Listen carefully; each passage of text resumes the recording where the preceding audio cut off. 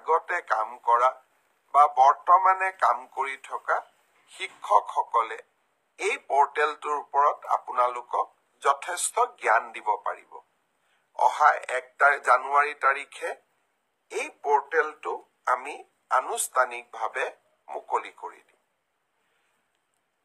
ইয়াৰ পিছত মোক সততে সোধা প্ৰশ্নটো হৈছে যে মুখ্যমন্ত্ৰীৰ আত্মনিৰ্ভৰ অসম অভিযানৰ দ্বিতীয় পৰ্যায়ৰ আবেদনৰ প্ৰক্ৰিয়া কেতিয়া আৰম্ভ হ'ব?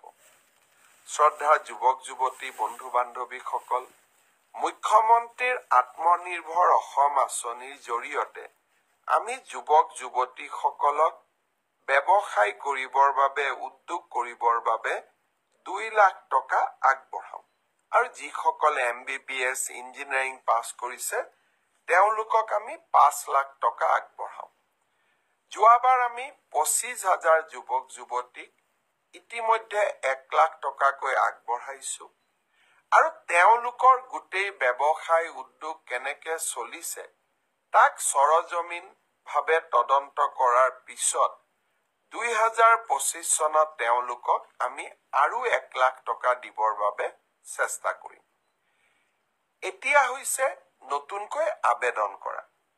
ইতিমধ্যে 1,54,000 যুৱক যুৱতীয়ে নতুনকৈ এই আত্মনিৰ্ভৰ অভিযানৰ বাবে আবেদন কৰিছে। এই বছৰ আমি 72,000 যুৱকক 1 লাখ টকা প্ৰথম কিস্তিত, দ্বিতীয় কিস্তিত 1 লাখ টকাকৈ আগবঢ়াম।